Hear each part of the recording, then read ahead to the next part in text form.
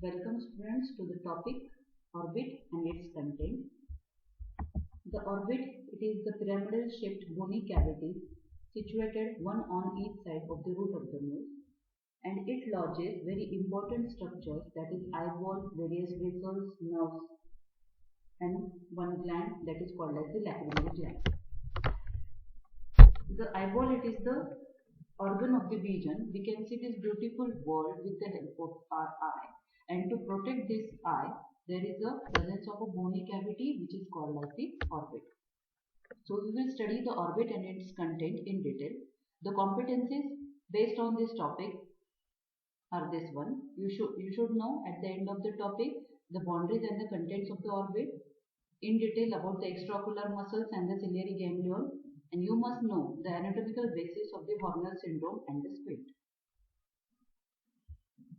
The orbit, these are the pyramidal shaped bony cavities which are situated one on either side of the root of the nose.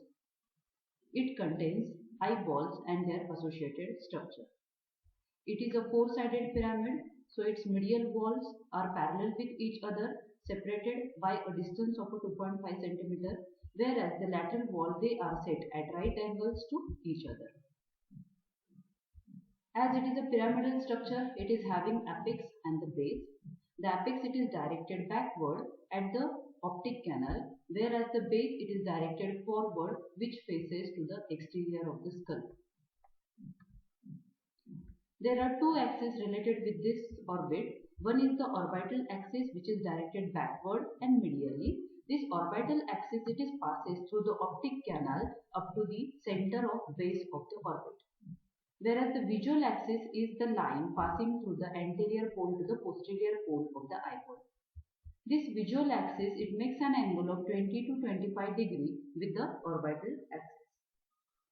These pyramidal cavities, they provide a socket for the rotatory movements of the eyeball. In turn, it protects the eyeball. First, we will see the boundaries of the orbit. It is having four walls: the roof, the floor, medial wall, which is the thinnest wall, and the lateral wall, which is the strongest wall. The roof of the bony orbit, it is formed by the orbital surface of the frontal bone and the orbital surface of the greater wing of the sphenoid bone.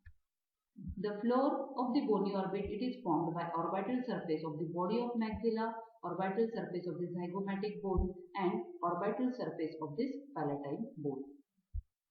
The medial wall, it is the weaker one, formed by the four bones: the orbital surface of the frontal process of maxilla, orbital process of the lacrimal bone, orbital surface of the ethmoid bone, and the orbital surface of the body of the sphenoid bone. The lateral wall, it is the strongest wall, formed by the orbital surface of the zygomatic bone and the orbital surface of the greater wing of the sphenoid bone. So this is the lateral wall, the medial wall, the roof, and the floor. Presenting features in four boundaries of the walls are: at the medial wall, there is the presence of a lacrimal fossa, which is bounded anteriorly by the anterior lacrimal crest and posteriorly by the posterior lacrimal crest. This lacrimal fossa is communicated with the nasal cavity through the nasolacrimal canal. So the lacrimal fossa and nasolacrimal canal, it lodges lacrimal sac and nasolacrimal duct. The anterior and the posterior foramina, they are also placed in this medial wall, mainly at the junction of the medial wall and the roof. One more structure is present at the apex, at the junction of this medial wall and the roof, that is called as the optic canal. The lateral wall, it is the thickest wall. It is having zygomatic foramina and one tubercle, a small bony tubercle, which is situated just behind the lateral orbital margin, and that is called as the Wittnall's tubercle. The structures present at the roof, they are: at the anteromedial border, at the anteromedial side, there is the presence of a trochlear notch which holds a pulley, and at the anterolateral part, there is the presence of the lacrimal fossa which lodges the lacrimal gland. The floor, it is having the inferior orbital groove which lodges the infraorbital vessels and infraorbital nerve. The apex of this bony pyramid, it is situated posteriorly at the near to this optic canal. This apex, it is mainly formed by the sphenoid bone. This is the sphenoid bone which forms the apex. and the base it is open and quadrangular in shape, being bounded by the orbital margin. So this orbital margin are nothing but the boundaries of the base of the bony orbit. So this is the supraorbital margin, which is mainly formed by the frontal bone. At the junction of the lateral 2/3 and the medial 1/3 part, there is the presence of the supraorbital notch or the foramina. The infraorbital margin, it is formed by the maxilla medially and the zygomatic bone laterally. The medial orbital margin, which is ill-defined, it is formed by the frontal process of the maxilla and in the upper part by the frontal bone.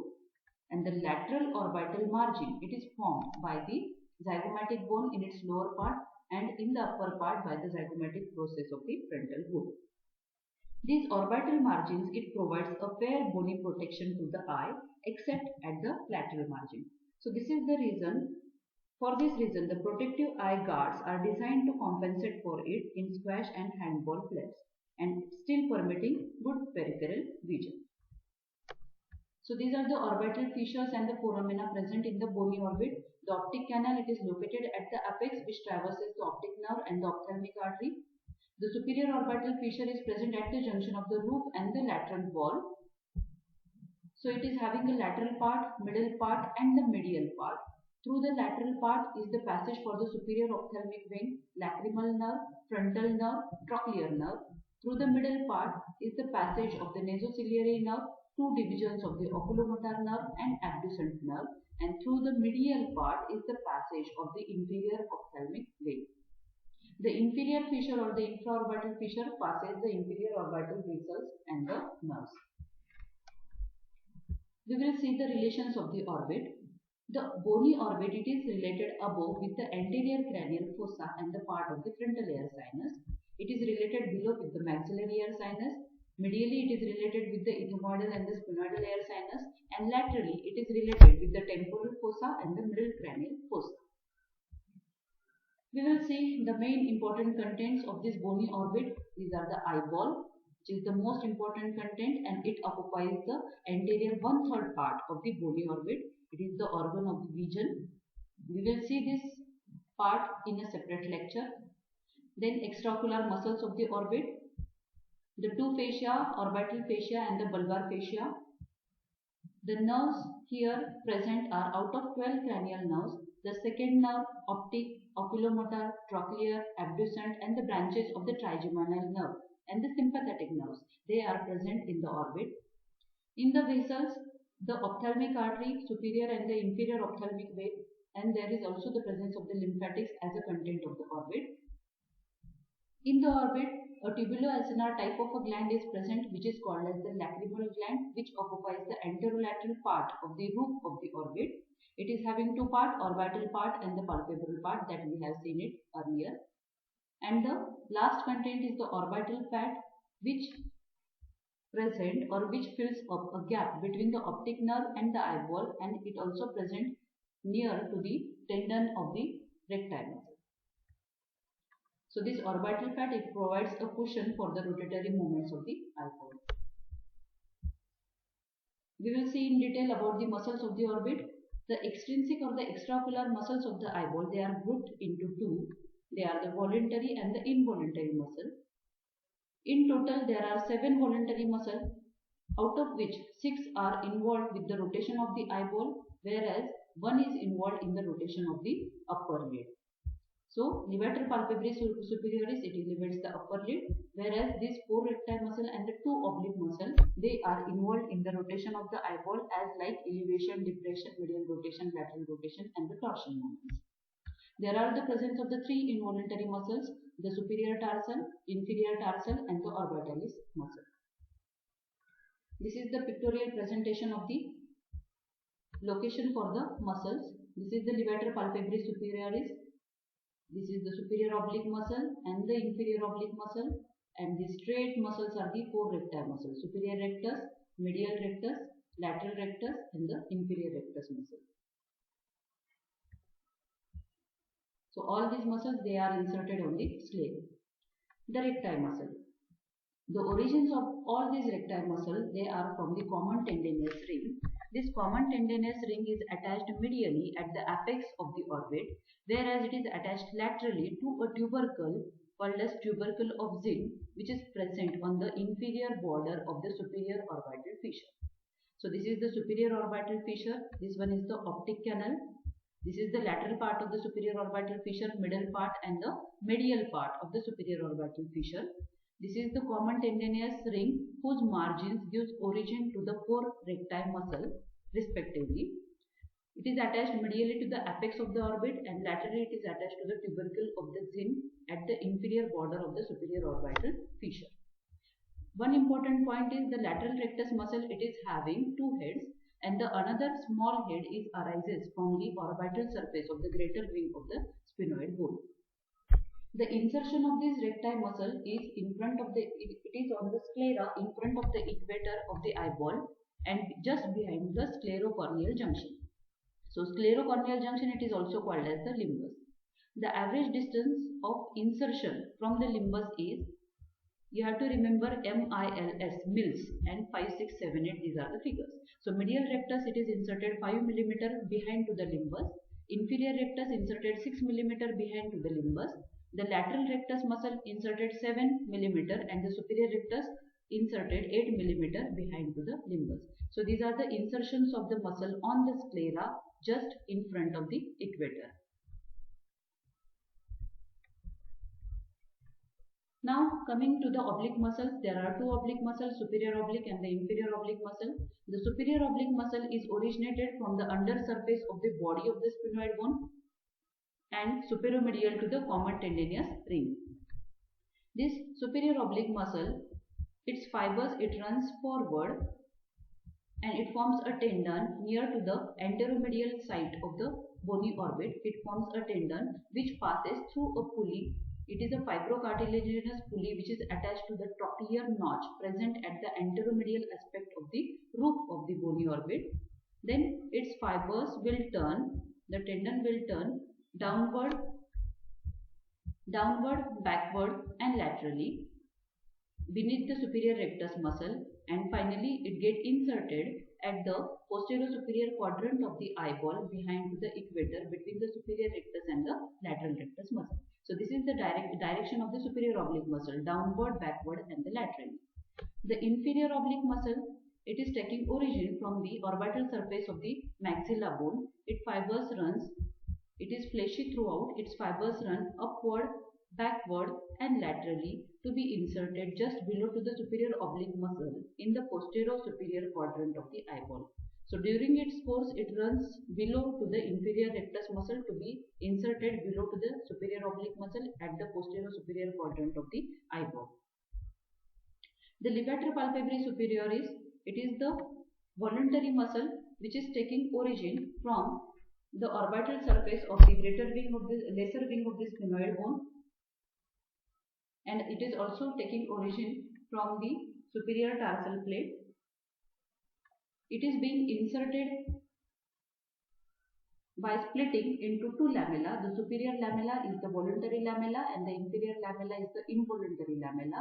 The superior lamella, it is attached to the skin of the upper eyelid, whereas the inferior lamella, it is attached to the conjunctiva and to the upper margin of the superior tarsus muscle. So it elevates the upper lid. So this star mark is nothing but the superior tarsal plate.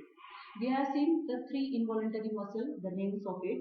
The superior tarsal muscle is also called as the Mueller's muscle, which is the deeper portion of this levator palpebrae superioris. It is nothing but the deeper portion of the levator palpebrae superioris and it is being inserted at the superior tarsus. So it elevates the upper eyelid. The inferior tarsal muscle, it is extending from the facial sheath of the inferior rectus muscle to the lower margin of the inferior tarsus. To the lower margin of the inferior tarsus muscle. So that will depresses the lower eyelid. And the third involuntary muscle is the eyeball, orbitalis, which bridges the inferior orbital fissure whose action is uncertain. All the extraocular muscles of the eyeball, they are supplied by the oculomotor nerve except the lateral rectus and the superior oblique muscle. So these 2 muscles, they are supplied by the abducent nerve and the trochlear nerve respectively. You can remember in the form of mnemonic like SO4, LR6 and rest of the muscles by the oculomotor nerve. So this is again the pictorial diagram to show the nerve supply of each and every muscle. The trochlear nerve will supplies to the SO4, that is the superior oblique muscle. The abducent will supplies to this lateral rectus muscle, which is the cut part over here. And this is the oculomotor nerve, which get divided into upper division and the lower division. So this smaller upper division will supplies to the superior rectus and the levator palpebrae superioris, whereas the lower larger division will supplies to the medial rectus, inferior rectus and the inferior oblique muscle. So here during the passage or during the course to the inferior oblique muscle, now to the inferior oblique muscle, it gives a branch to the ciliary ganglion. So this is the ciliary ganglion, which is located in between the optic nerve and the tendon of the lateral rectus muscle. You have to remember this location. Again, this is the diagram showing the contents which are coming out through the superior orbital fissure. So all these are the nerves which will supply to the muscles. The same diagram. The extraocular movements are in the form of elevation, depression, medial rotation, lateral rotation and the torsion. These are all the rotatory movements of the eyeball which are performed in different axes. The elevation and the depression movements, they are performed along the transverse axis which is passing through the equator. The adduction abduction movement takes place around the vertical axis passing through the equator. And the torsion of the eyeball, they are takes place around the anterior-posterior axis, which is passing from anterior to posterior pole of the eyeball, which is nothing but the visual axis. One point to remember here is these rotatory movements like elevation, depression, adduction, abduction, these are defined in terms of the direction of movements of the center of pupil, whereas the torsion movements, they are defined with the direction of movements of the upper margin of the pupil considering a 12 o'clock position. So when 12 o'clock position of cornea, it rotates medially, that will be the intorsion, and when 12 o'clock position of the cornea, it rotates laterally, that will be the extorsion. This is the chart showing the action of the individual muscle. The medial recti is the only adductor muscle, the lateral rectus is the only abduction, causing abduction only. The superior rectus muscle, it is causing elevation, adduction and intorsion. The inferior rectus muscle, it is causing depression, adduction and extorsion. So it rotates the eyeball in this laterally. The superior oblique muscle, it depresses, causes abduction of the eyeball and intorsion, and inferior oblique elevation, abduction and extorsion. One point to remember is these two rectus muscles, superior and the inferior rectus muscle, these are the adductors, whereas oblique muscle, they are the abductor, whereas two superior, they are intorters, whereas two inferior, they are the extorters. This is the pictorial depiction to show the action of the extraocular muscle. Superior rectus with its arrow, elevation, adduction and intorsion. The inferior rectus, depression, adduction, extorsion. The superior oblique, depression, abduction, intorsion, and the inferior oblique is elevation, abduction, as it is oblique, so abduction and extorsion as it is inferior. Lateral rectus is the abductor and the medial rectus is the adductor. Now we will come to the facial disposition of the orbit. There are two fascias to the orbit. One is the orbital fascia, which forms the periosteum of the bony orbit. It covers the inner aspect of this bony orbit loosely, so it can be easily get stripped off, especially from the roof and the medial wall. At the inferior side, it leaves a gap which is being filled by the connective tissue and the orbitalis muscle. It is a smooth muscle.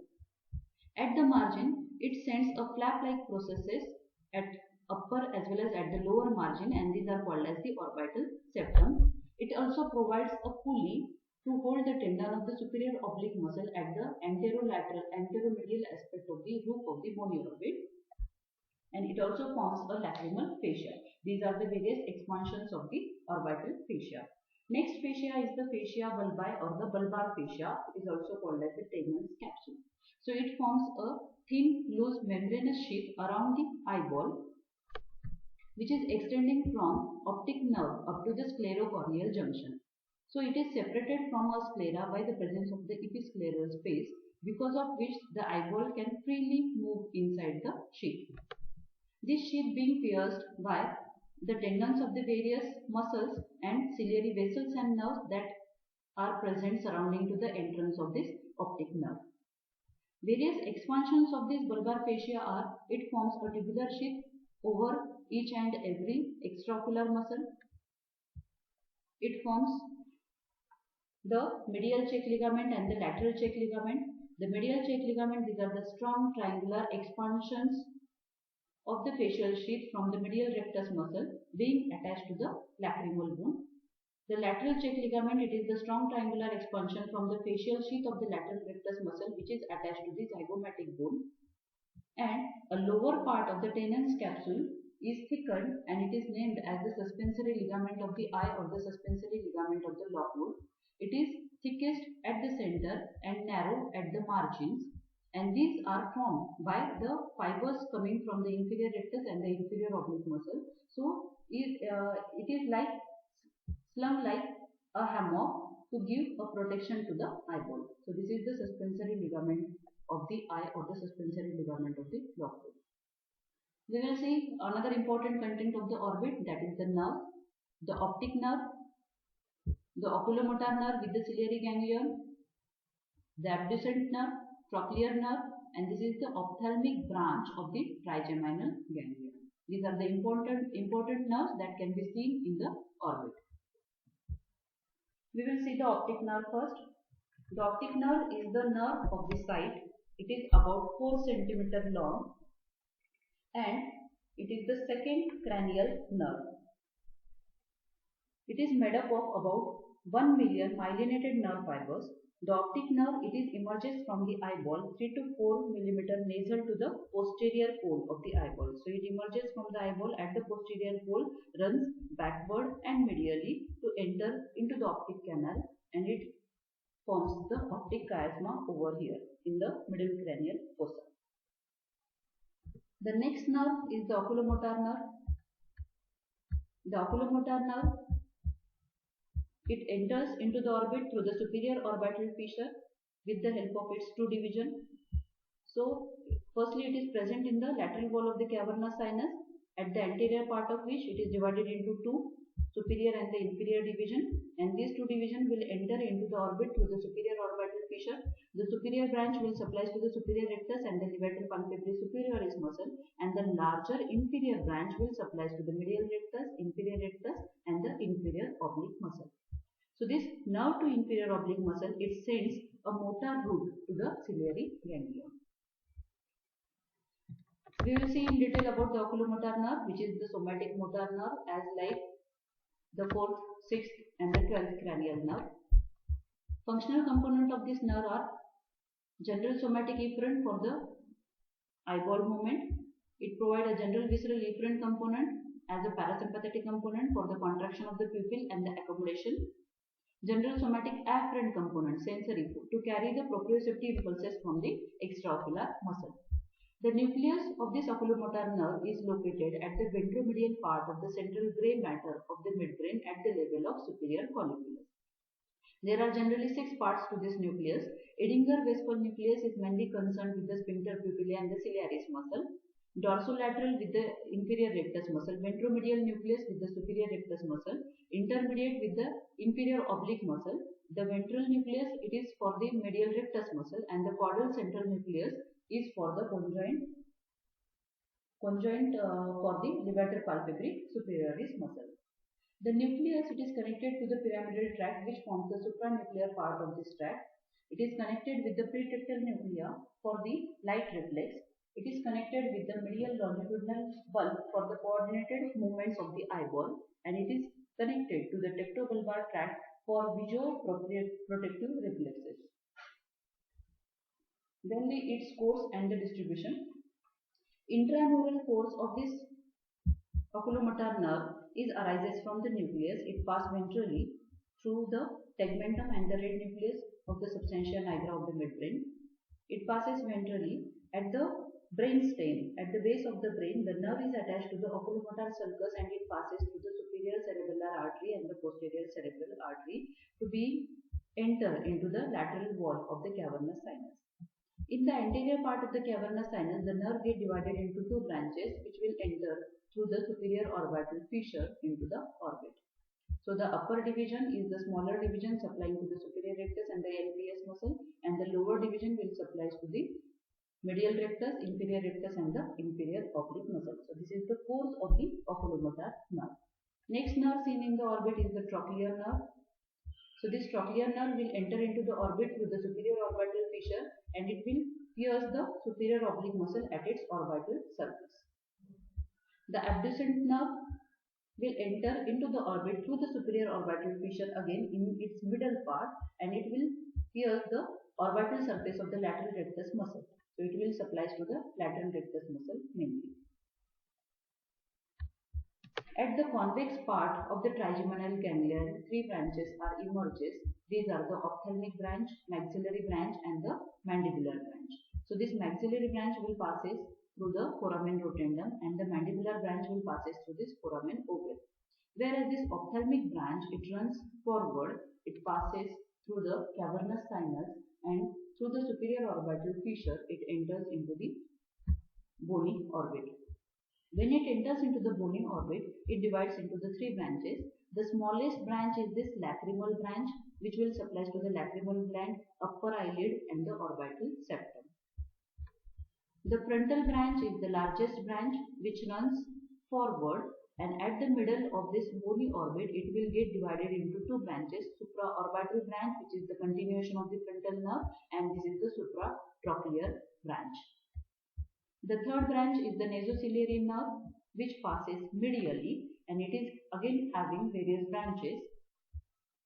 So these are the 2 to 3 long ciliary nerves, anterior posterior ethmoidal nerve.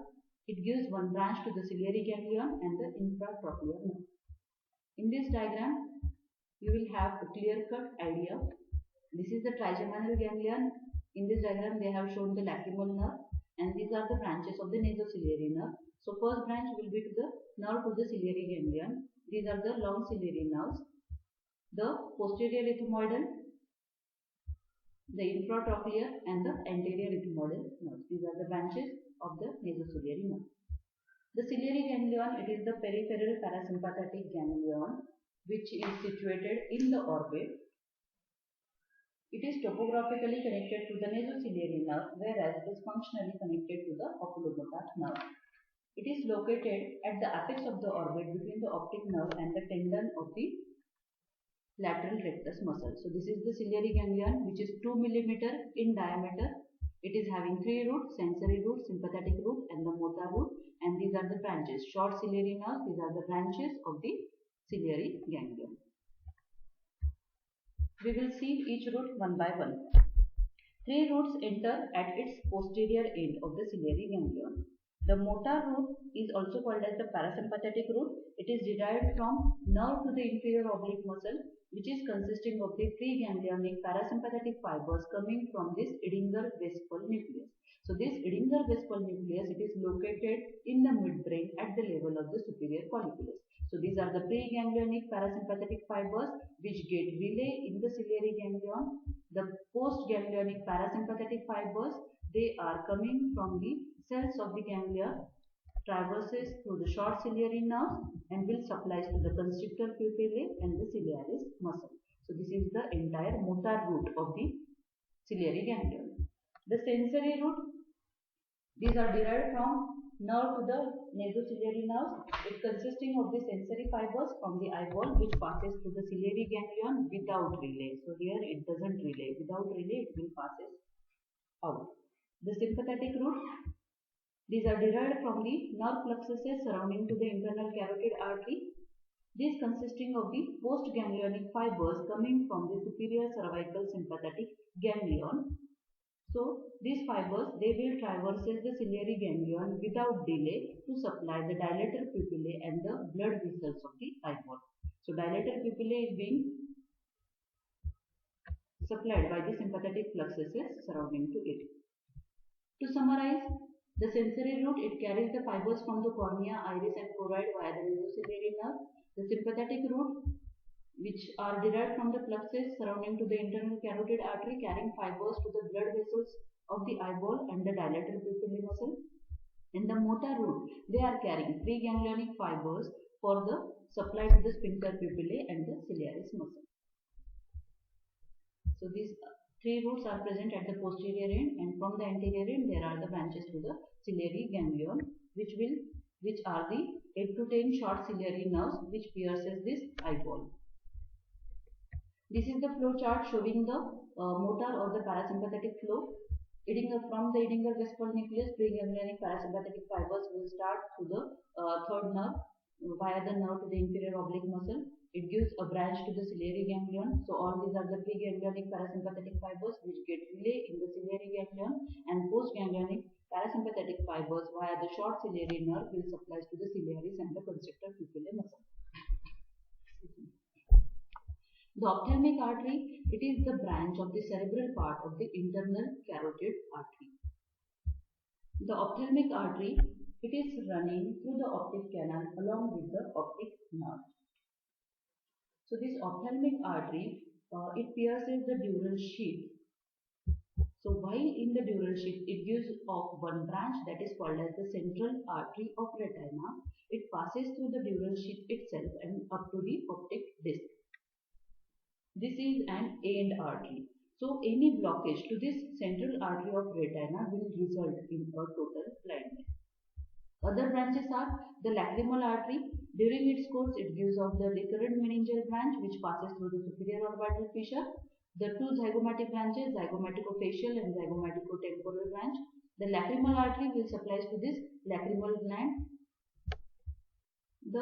Its main continuation of the ophthalmic artery is running medially. So lacrimal artery, it runs laterally, whereas main trunk will run medially.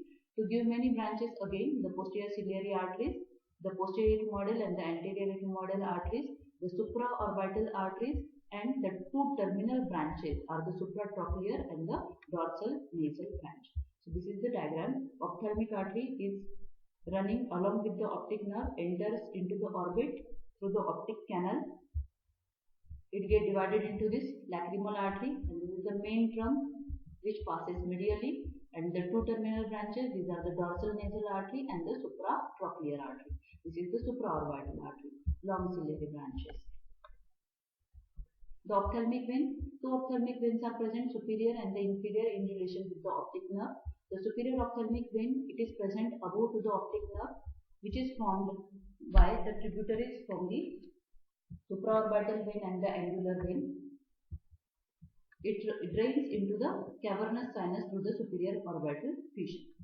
The inferior ophthalmic vein, it is formed by the tributaries coming from the lower eyelid and the eyeball. It drains either into the superior ophthalmic vein or directly into the cavernous sinus. So this superior ophthalmic vein, it is communicated anteriorly with the supraorbital vein and the angular vein, whereas the inferior ophthalmic vein, it is communicated with the pterygoid plexus of the veins. So any extracranial infection can get intracranial infection via these veins up to the cavernous sinus, which will lead to the cavernous sinus thrombosis. The lymphatics of the orbit, it drains into the preauricular parotid groups of the lymph nodes. Coming to the last part, that is the clinical anatomy. Complete and the total paralysis of the third nerve will result in the total ophthalmoplegia.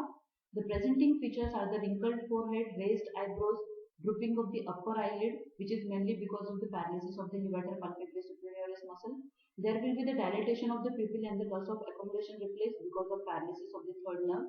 Slight projection of the eye, which is called as the proptosis, and the diplopia or the double vision. So what is diplopia? In diplopia, the light from an object is not focused on the identical areas of the fourth retina. The real image falls on the peripheral part of the retina of the paralyzed eye, because of which there will be a diplopia. So if the superior rectus muscle is paralyzed, there will be the diplopia on looking up. If the inferior rectus is paralyzed, there will be the diplopia on looking down, like that. The next clinical feature is the squint, which is also called as the strabismus. It is caused by the unilateral paralysis of a single muscle. So if lateral rectus is paralyzed, there will be the medial squint. If the medial rectus is paralyzed, there will be the lateral squint.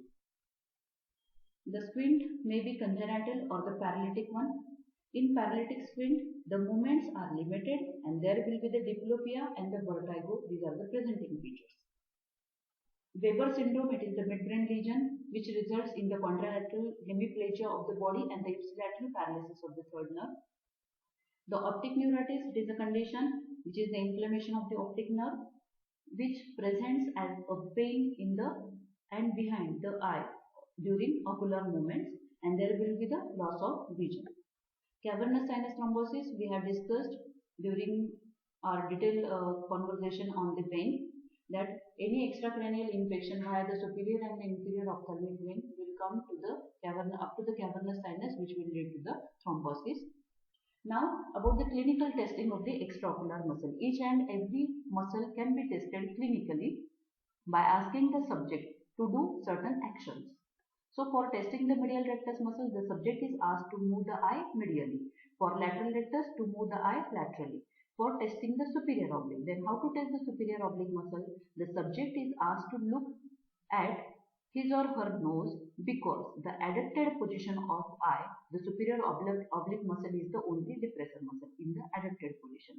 And for the inferior oblique, you have to ask the subject to adduct the eye and look upward, because in the adducted position of the eye, the inferior oblique is the only elevator. For testing the superior rectus muscle, the subject is asked to abduct the eye and then look upward. You have to first ask the subject to abduct the eye and then look upward, because in the abducted position of the eye, the superior rectus is the only elevator. So these are the different or single action of particular muscle. And for testing the inferior rectus muscle, you have to ask the subject to abduct the eye and then look downward, and because in the abducted position of the eye, the inferior rectus is the only depressor. So these are the cases. Then retrobulbar, various spaces are present surrounding to the eye. These are the, we have seen the episcleral space, which is present in between the Tenon's capsule and the eyeball. There are the different spaces are also present surrounding to the eyeball. These are the retrobulbar space, which is situated behind to the eyeball. This is also called as the central space. Then peripheral space is also present here in between the periorbita and the Tenon's capsule. So we will study what is retrobulbar space. The retrobulbar space is the space situated behind the eyeball, which contains important structures like optic nerve, oculomotor nerve, abducent nerve, nasociliary nerve. So why this retrobulbar space is important? Because in the cataract surgery, retrobulbar anesthesia is given. The cataract surgeries, these are the most commonly performed surgeries in the India, and to immobile the various akinetic various movements of the muscles of the eyeball, that can be performed by giving anesthesia, and that anesthesia is particularly given in the retrobulbar space, which is the space situated behind to the eyeball. So this is the retrobulbar anesthesia. Horner syndrome. Horner syndrome is mainly concerned with the interruption of the sympathetic nerve supply to the eye. As I have told you, along with the cranial nerve, there is also sympathetic nerve supply to the present in the orbit, and that is mainly for the dilator pupillae.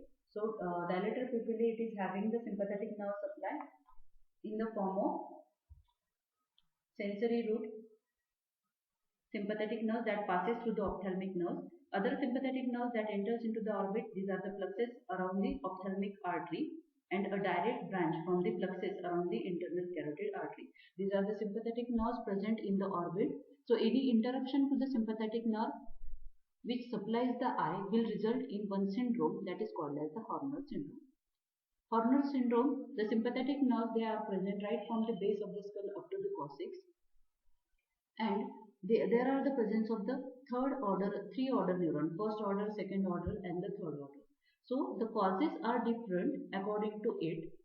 So any tumor to the lung, mainly the Pankot's tumor, any tumor to the thyroid gland, which compresses the sympathetic nerve, cavernous sinus thrombosis, that also compresses the sympathetic nerve, that will result in the Horner syndrome. The presenting features of the Horner syndrome are in the form of a triad. It is forming constriction of the pupil, which is called as the miosis. There will be the partial ptosis. Why it is partial ptosis? Because here is the paralysis of the Mueller's muscle. Mueller's muscle is also called as the superior tarsal muscle, which is the involuntary muscle. So its paralysis will result in a partial ptosis, not the complete ptosis. Complete ptosis is happened because of the paralysis of the levator palpebris superioris muscle. And the third condition is the anhidrosis, dryness to the eye. So these are the presenting features to the Horner syndrome, which are mainly occurred because of interruption to the sympathetic nerve which supplies to the eye. So this is all about the clinical anatomy of the orbit and its content. To summarize, this is the view of the eye from above. This is the eyeball. After breaking the orbital plate of the frontal bone, these are the structures that can be seen. The nasociliary nerve, frontal nerve, these are the muscles, the various, this is the optic nerve which enters into the sclera. This is the superior oblique muscle which is, whose tendon is held together by a pulley. The optic nerve and the ophthalmic artery passes through the optic canal by forming, this is the optic chiasma part which is situated over here. And the lacrimal gland, it is located at the anterolateral aspect